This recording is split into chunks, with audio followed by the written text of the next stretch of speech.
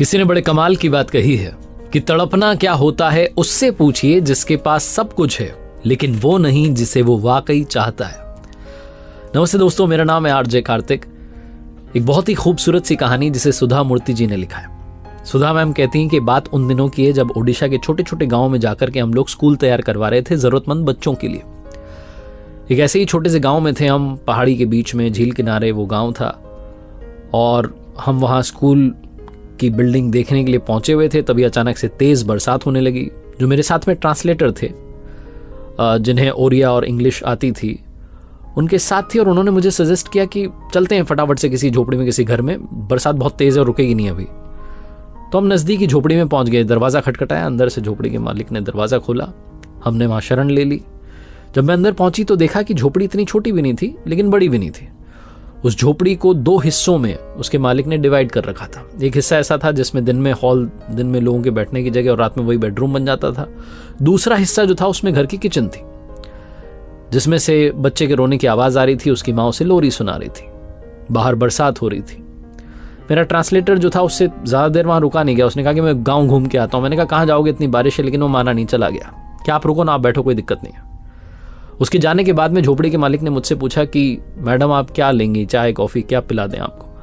मेहमान क्या अवभगत करना हमारे यहाँ पर धर्म होता है, अतिथि देवो भव। तो उन्होंने मुझसे पूछा, मैंने मना कर दिया कि ना मैं चाय लूँगी ना कॉफ़ी, मुझे कुछ नहीं चाहिए, धन्यवाद आपका। फिर वो कहने लगे कि अरे कुछ तो ले लीजिए, मछली आपके लिए ले आए, आपको भूख लगी होगी। वो लगातार मुझसे रिक्वेस्ट किए जा रहे थे और मैं मना किए जा रही थी। फिर उन्होंने कहा कि दूध ले लीजिए।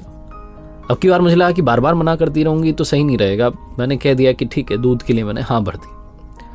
वो व्यक्ति अंदर गया। अंदर जाकर के जो उस झोपड़ी का दूसरा हिस्सा था, जहाँ किचन थी, जहाँ घर की मालकिन बैठी हुई थी, अब उसकी पत्नी से बात करने लगा।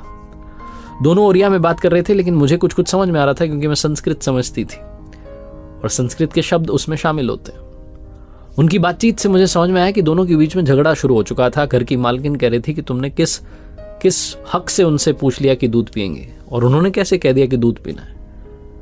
हम गरीब लोग हैं, हमारे पास में दूध कितनी बड़ी चीज़ होती है, और हमारे पास में छोटा बच्चा भी, हमें उसको भी दूध पिलाना है। वो क्या उस छोटे बच्चे के हक का दूध पिएंगे? वो लड़े जा रहे थे। वो कह रही थी घर की मालकिन कि उन्हें मछली खिला दो जा करके।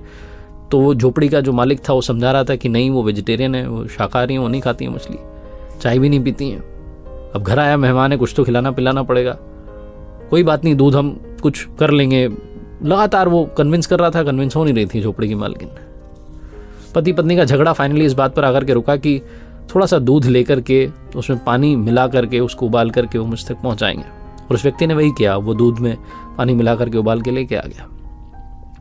और जब वो दूध का ग्लास लेकर के मेरे सामने खड़े थे तभी मेरा ट्रांसलेटर आ गया। मैंने उनसे कहा ट्रांसलेटर से कि इन्हें मना कर दो, इन्हें कह दो कि आज मैडम का व्रत है, वो कुछ नहीं खाएंगी पिएंगी, जल के अलावा कुछ ग्रहण नहीं करती हैं। वो भूल गई थी बताना, उन्हें याद नहीं रहा कि आज बुधवार है।